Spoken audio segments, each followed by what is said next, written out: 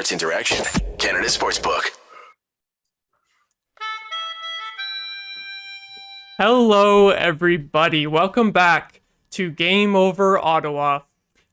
Finally, a late night game for the Sens that was actually worth staying up for. The Ottawa Senators have sensed the LA Kings. I'm glad that I was able to actually use that graphic and sound effect again for once. Joining me to recap tonight's game is my good buddy Jordan. How are you doing tonight, Jordan? I'm good. I'm good. Thanks for asking. Yeah, thank you for joining me on this late night stream. I know it's been a little tough for me to get some guests super late, starting at 1:30 EM Eastern here, but at least we finally, as I said, got to see a win, staying up this late for once. Oh yeah, no, it's worth it despite the fact that I'm going to bed right after this. It's definitely worth it. Yeah, definitely gonna crash as soon as this show is over, but first we gotta recap the game. And before we get into that, I'd just like to thank our sponsor, Sports Interaction. Think you know what way it's going to go? Make your bet with Sports Interaction. Whether it's the World Cup, hockey, football, or basketball, Sports Interaction has you covered. Bet pre-game, live, in play, or on one of our many prop bets. Sports Interaction makes it easy to deposit, play, and cash out. Join now and see all sports betting has to offer. Wanna bet? Head to sportsinteraction.com/SDPN. That's sportsinteraction.com/SDPN. 19 plus, please play responsibly. Huh. Now that that's out of the way, we can actually celebrate here on this show for once. It's been a bit of a rarity so far. How do you feel after tonight's win? I mean, it was a pretty good game overall. I feel the third period was rough in terms of they did the same thing that they always do, where they seem to tone it down and play down to their competition for the last period. But Talbot came up really big, and our star players were our star players. So really, it was a satisfying win, which was nice. Yeah, some of our big names really came through tonight and got us the win. And it was really nice to actually play with a lead. Pretty not heading into the third period, because I think they did tie it before the third period, right? But yeah, we actually had some leads throughout the game, which is very nice, because I feel like a lot of the Sens games lately have just been, falling behind early after a good start, and then the team kind of gets discouraged. So it was nice to see that even though it was just 2 goals, they were able to get rewarded for their strong play early on, and that really kept them in the game, and they didn't end up falling behind badly like we've seen sometimes lately. oh, absolutely. Like they played hard, they played well, they got rewarded. And that's been the thing that has been missing. Like they have had games where they've dominated at the start, but they just can't seem to buy a goal in those instances. And like there's still a lot of discussion around the system, around the coaching, around even the players' performances at this point. But this game was just a nice little reminder that the talent is there behind the scenes. Like we do have the players, and even though there's still like concerning moments, and like LA is better this year, I wouldn't put them up as one of the top teams. They're better this year. It's still a nice sign of where things may be eventually. Yeah, and you mentioned the top players. We saw Brady Tkachuk with 2 points tonight, Claude Giroux with 2 points, and I think, yeah, Shabbat as well with 2 assists. I think I remember, like, we watched the game together, and during the game, Brady Tkachuk was really the guy that was standing out for both of us so far. Like, and especially on the season, he's just been amazing. Like, what did you see in his game tonight, and what have you seen throughout this season that's really led to success for Tkachuk? I think he has shifted into a more dynamic player from all areas of the ice. Like before, his whole bread and butter was that he's a tough net front presence. He will be jammy. He's going to score those jammy goals. And he's kind of elevated it a little bit. Like, of course, the jamminess is there. The toughness in front of the net is there. He'll still score that deflection. He'll score the bank in like he did tonight. But his shot is a threat from different areas of the ice. His playmaking is a threat from different areas of the ice. He's he's a unicorn player at this point. He can put it in or put it in a dangerous area anywhere. And that is something I didn't necessarily expect. Like I thought he would be consistent, like 30 assists, 30 goals. I thought that's consistently what he's going to be. And so far this season, he's elevated that, which I honestly didn't see coming. Yeah, I think ever since he was drafted up until recently, a lot of people kind of see Tkachuk or saw Tkachuk as kind of the grinder who can score, which is already a bit of a unicorn, but he's become even more of a unicorn and really one of the league's best power forwards so far. Like, I feel like power forwards are becoming a lot more rare. Obviously, you would probably say that Jamie Benn was the best one for, the past decade or so. He's kind Yeah. of reminding me a lot of Jamie Benn lately. In his prime, Ben is slowing down a little bit lately, but just that physicality and the mix of playmaking and goal scoring, like he can do both. We saw that really nice pass on DeBrincat's power play goal tonight. I remember after we drafted Tkachuk, that was something that a lot of people praised was his playmaking because a lot of people might remember Tkachuk only had the 8 goals in his draft year in college, and then people liked to claim that he was not a goal scorer, that was not worth the 4th overall pick. But then everyone else who was being positive about the pick was saying, oh, well, he had a lot of assists. He's actually going to be this great playmaker. And I think we're seeing a lot of that recently here. He's got 16 assists on the season now. Just another great assist tonight. We're really seeing, like you said, that dynamicism in this game. Oh yeah, no, it's insane. And it's funny to think about that draft. And even like I was one of the people that was more negative. I wanted Zadina, admittedly. That's the player I was hoping for. And it really gave me pause on the Sens picks to be like, okay, even with players like the Tyler Boucher is like a more recent example, give them a second, see what they can become. Even if you don't like it, see if there's something like under the surface there. And Tkachuk has really just powered through to provide something that honestly a handful of players bring to the league. And the fact that he's here for a long time, I think is indicative that eventually this is going to find success just based off his energy. Yeah, and what was I gonna say? I was just thinking about Tkachuk there. Like, yeah, what we were saying earlier when we were watching the game was we were kind of thinking that at Tkachuk's peak, he would kind of be like a 60 point, 70 point type of guy, when he finds really good chemistry with his line mates and stuff like that, like if he really clicks with a couple of other like first line caliber players. But, and he is with Tkachuk, Stutzle, and Giroux all on that line. It's a great combination so far for the Sens, but it's been Tkachuk at the top of our scoring rankings consistently, and he's ahead of both of his line mates too, which I find really interesting because I think a lot of people didn't really expect him to be that much of a line driver as he has been. It's been really impressive. Oh yeah, like I feel like on an individual basis, I felt like he was more of a complementary, I can't say the word, Yeah. complementary player. There we go. Complementary player to other really explosive forwards on his line. And I always thought it was going to be players like Stutzla, even Giroux coming in. That would be the players that really pumped his points up. But he's been doing a lot of this stuff himself, which is just really impressive and a godsend to a team that really needs a leader right now. And the fact that he's a captain at such a young age is just really encouraging. Yeah, I would say there's definitely no doubt about the fact that he was the right choice for captain of this team so far. I mean, even though we haven't really seen the on-ice success in terms of the team's record so far, he's just been leading the way regardless, and you really couldn't pin any of that on him in terms of the leadership on the ice. He's just been fantastic. And now, you mentioned Stutzla as well. We have to give him a shout out for his amazing pass on that overtime absolutely. goal. I couldn't believe that play. Like, it was almost shocking. Like, I thought that Chabot had kind of given the puck up behind the Sens net. I thought that the Kings player was going to beat Stutzla to the puck. And then all of a sudden, Stutzla gets it, and it's a breakaway for the Sens. What the hell happened there? It's crazy how shifty Stutzla is. He just turns on a dime, and he has been criticized in the past for holding onto the puck too long. But I feel like as the season goes on, he gets a better idea of when to let go of that puck, when to just spread it around. And that play, just a cutback and then an insane backhand pass to Giroux. It's just crazy. And it speaks to his skill. And even you were saying while we were watching the game, Maude, that like Stutzla is a player that gets points even when he doesn't necessarily plays well. And I think a big part of that is just how tenacious he is on the puck. He's evolved in every play. And as a proud Stutzla fantasy owner, I can say lately he's been very good, at least like an assist per game. Like he's just elevated himself. And even though he still has the rough game, the rough turnover, he's just like Tkachuk, dynamic in his own way. And he's really filling in the gap that we lost with Norris as a 1C and proving that well, you still really want a 1A, 1B center setup that he can fill in to be that superstar center. And he's only like 21, which is crazy.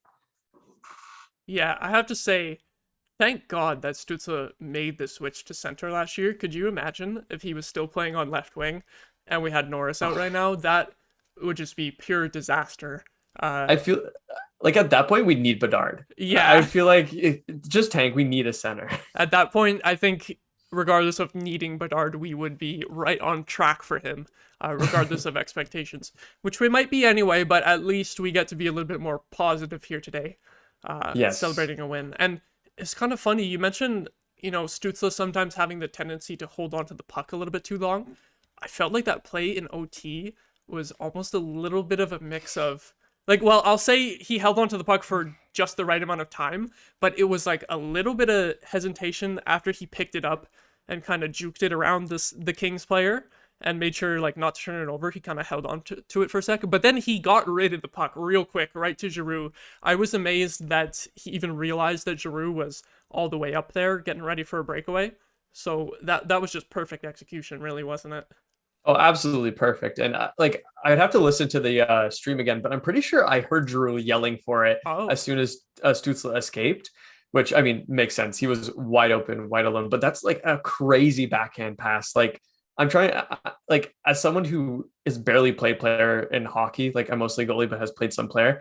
I can't imagine doing that on a backhand. I can't imagine how you get enough power to flip it literally down almost the entirety of the ice surface mm-hmm. right to Giroux. It's a testament to just his insane skill in that instance. And I will admit though, like on the quick turnaround, like my heart was in my throat for a second, just like, oh my God, this is like, don't turn it over now, dude, please. But it worked out in the end. And all you can say is it was a great play.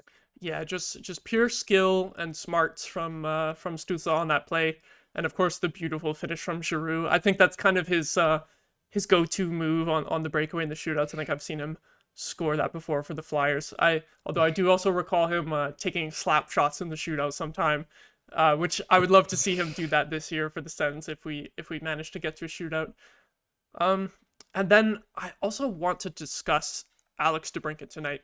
I think every time he scores lately, the whole Sens fan base just kind of lets out a sigh of relief. They're like, yes, finally he was actually able to get one because he gets so many chances and he's had that low shooting percentage, which has been one of the biggest talking points for the Senators so far. Mm. Now, I remember just a few seconds before DeBrincat scored this goal, I was complaining about how they never really set him up for one-timers. Like, even though it seems like it should be his bread and butter, I feel like he doesn't get that many chances on the power play to just rip a one-timer.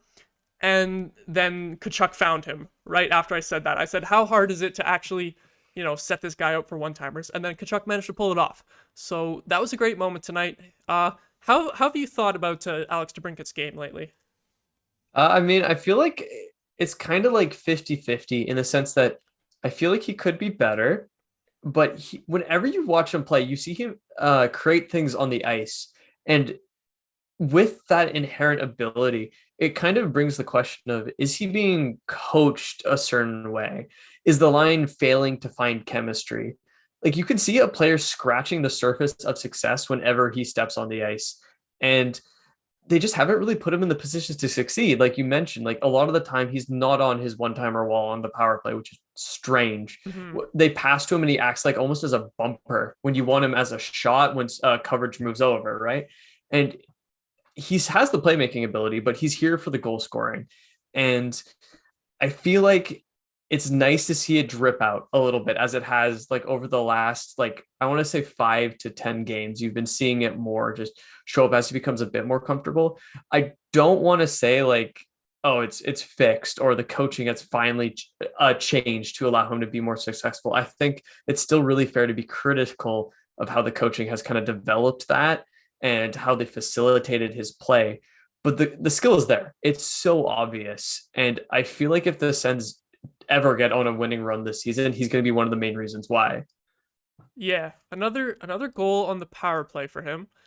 I don't know. I don't have the exact stats in front of me, but I think at least half his goals are on the power play now. What did you think of the second line tonight with Pinto, DeBrincat and Batherson, because I think I said this last stream that I would like to see DeBrincat moved up to play with Tkachuk and Stutzle, because I kind of get the sense from Giroux that, I think he's going to be solid no matter what line he's playing on. I think he has that line driving ability, but I feel like we just don't really have a guy like that on the second line right now. And I think moving DeBrincat up could maybe get him going at 5-on-5. But what did you think of the second line tonight? What are your thoughts? It was average at best. The first line with, of course, Stutzle, Tkachuk, Giroux was the main driver of offense, I found, throughout most of the night, besides our power play, obviously. I feel like that line is just not the best combination of players necessarily. You have Pinto, who is still a rookie finding his way. I think he only has one assist on the season, mostly goals besides that, which have been good, but it is a bit streaky. I think he had a high shooting percentage, so there's a reason for that. Batherson is a great playmaker, but he's been struggling a little bit to start this season. And it could be because he's not really used to his line mates. Both of them are new. And I remember last year, a lot of the first line action was Batherson, Norris, Tkachuk primarily. And I feel like being taken off that high skill ability first line and being thrust into a situation where you're more of a carrier and you have to work with new players, it's kind of rough. It's not something that they can't adjust to, but I haven't necessarily seen the sparks that you would want to see. Like occasionally they have chances, but it feels like it's off of a bad bounce, a bad turnover from the other team, and they get a chance that way. I haven't seen enough of them at individual play to be really impressed. Just on 5-on-5 execution, there hasn't really been enough there. So I'm with you. I think moving Giroux down, maybe shifting him into like a left wing spot or something, allowing that line to get a bit more help from someone who is doing really well to start the season could help balance it out a little bit to make two threatening lines instead of just one. Yeah, I think you're right about Batherson too. The way that he actually had a pretty hot start to the season when he was playing with Tkachuk and Stutzle. I remember he had a 2-goal game against the Capitals, I think in the second week of the season, and his stats were looking pretty good early on, but he's gone a little bit cold lately. It feels like whoever goes on the second line does worse, and whoever's on the first line, whoever gets that right wing spot with Tkachuk and Stutzle just happens to do better. Tkachuk and Stutzle have really been leading the way, and Giroux as well. That's kind of why I selfishly kind of want to see DeBrincat up in that spot to maybe see him get his goal totals up a little bit here. I do have to say as well with DeBrincat though, I have been pretty impressed with his two-way game overall, especially because that's something that's kind of lacking in the Senators forwards. I feel like maybe it's DJ's system or maybe it's player personnel, but I feel like the forwards don't support the D too well a lot of the time. But I remember DeBrincat had a fantastic back check in the third period where he just kind of came in out of nowhere and totally stopped a scoring chance. Took the puck the other way on a 3-on-2. So I do have to say, even though DeBrincat's goal totals aren't like wowing us yet, I think he has been great overall. And one other thing that I wanted to bring up about DeBrincat is I have seen a little bit of discourse of some people suggesting that maybe we end up trading DeBrincat. Now, because he is an RFA at the end of the season, what is your opinion on that? If DeBrincat would sign, but the team is still doing bad, what would you do if you were Pierre Dorion? I feel like it's tough because he has a $9 million qualifying offer. If you do sign him, it would be reasonably around that number, which is high. That's like in this time frame, it's like low end first line money, right? Like that's an expensive player. However, I think a lot of people that are discussing trading DeBrincat do have to remember Giroux is 34. He is on the team for 3 years, but he is most likely going to get worse as that contract goes on. And it's possible we re-sign him after that, but I doubt he's anywhere near the same ability as he is at the time of signing. And I feel like having DeBrincat, who's 24 years old, perfect age for the timetable of this rebuild, having him locked up as a left winger for the foreseeable future just fits so perfectly in what you're trying to do. And then when Giroux eventually ages out, you only need to replace him with one of our prospects, whether it be Sokolov, Grieg, even maybe Crookshank really pops off. You know, there's a lot of backup there, and that gets a lot harder to manage if Giroux leaves and if DeBrincat leaves, because at that point you have to look for maybe something in free agency, maybe something in a trade. But wouldn't you like to allocate those resources to a defenseman instead at this Hmm. point? And I would say yes. So I understand why people are talking about it, especially if DeBrincat is giving no indication that he wants to sign. But if you can sign him, I'd put my money on that. Yeah, I guess here's a slightly different question, although kind of along the same lines. We're talking about how we want to see DeBrincat score more. If the goal is to re-sign him, do you want to see him go on a tear and hit 45 goals or something crazy, and then we have to pay him more money? Or do you think maybe he can have a little bit of a modest season, but still good? Maybe we can get him a little cheaper. What do you think?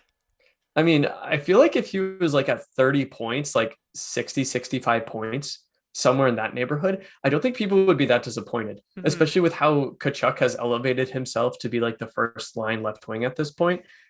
And if that prices him down to like 8, 7 mil, like if we're really lucky, I don't think you can really complain. Would it be awesome to see him go on a heater? Absolutely. Like it'd be so sick to cheer for DeBrincat and be like, wow, he's like scored in 5 straight games. Like this is insane, and really just highlight that goal scoring ability. But does it work better in the long term plan if he does a little worse? I probably.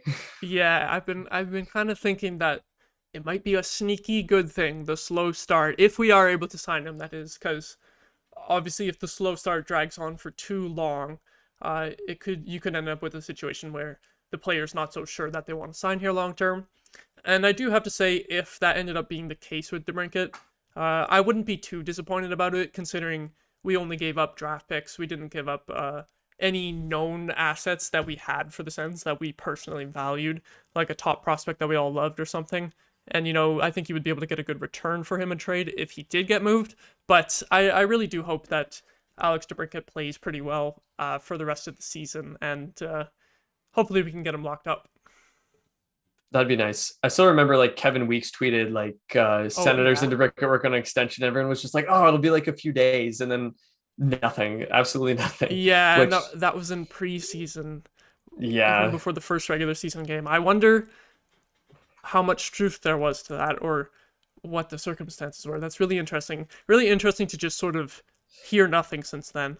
And I just kind of thought of this off the fly, but speaking of hearing nothing, Alex Fermenton, we really have not heard much of anything about his contract status, and there's only 3 or 4 days left until the December 1st RFA deadline. And the reason I bring it up today is because they asked Bruce Garrioch about it on the intermission, and I thought his answer was a little bit weird, a little bit vague. He didn't really say or hint at like which way the team was leaning, as opposed to like, or considering like if the team will sign him or not. He was just kind of like, oh well, these are the options. Maybe he'll sign, maybe he won't. And I feel like it's a little bit weird to still be this vague this late in RFA negotiations. What are your thoughts on Fermenton?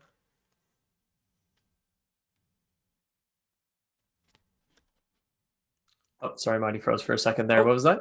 I was just asking your thoughts on the Fermenton negotiations. Oh yes, of course. Yeah, I mean, this is one of the weirdest instances I've seen in player negotiations in that there's been absolute radio silence this entire time. It's been so quiet. And obviously there's the massive elephant in the room, the Hockey Canada situation, and the NHL still doing their investigation on that.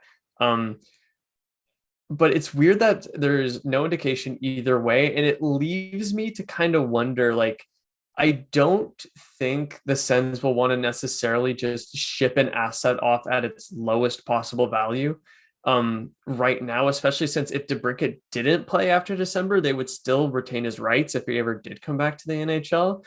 Of course, what happens with Hockey Canada will affect that outcome. Even it might even affect if he ever plays in the NHL again. But I feel like the most likely scenario at this point, considering we've heard nothing, is that Formenton, sorry, will end up in Europe possibly after this Thursday.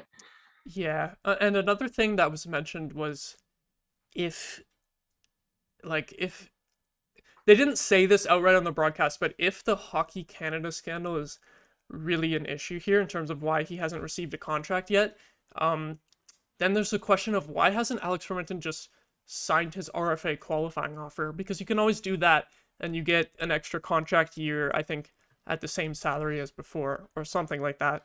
I thought that was an interesting thing that that Gary Judge brought up, because that's something I never really considered. I kind of just always have been assuming here that the Sens have just decided not to sign him because they know more than the general public knows. But I do think that was a little bit of an interesting wrinkle there in terms of maybe there was actual negotiations going on and they weren't affected. But it is weird that we haven't heard any rumors or anything in terms of what the player's asking for and what the team wants, right?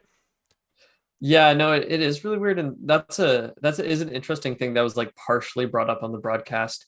I do wonder if it's sort of a situation where like maybe he's trying to save a bit of publicity in the sense that like if you're a part of the team and the investigation finishes, you get charged or even you're mentioned as being part of the scandal. If you're part of the team, that's much more of a public process where you probably get like a leave of absence from the team and all that. And maybe they were thinking if he was part of the team, like without fair compensation, or at least like some protection against something happening if a scandal did come out, then it would be worth it for him.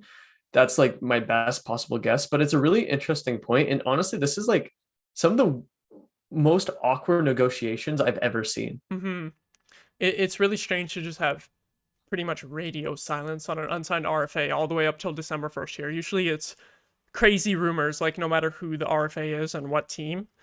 If I had to predict, I'd think he's off to Europe this year. But who knows? We'll have our answer in a few days. And then the last thing I want to touch on tonight is, even though we won the game and we got to do a bit of gloating about that, there is another thing directly relating to the Kings that we get to also gloat about a little bit as Sens fans, is the 2020 draft.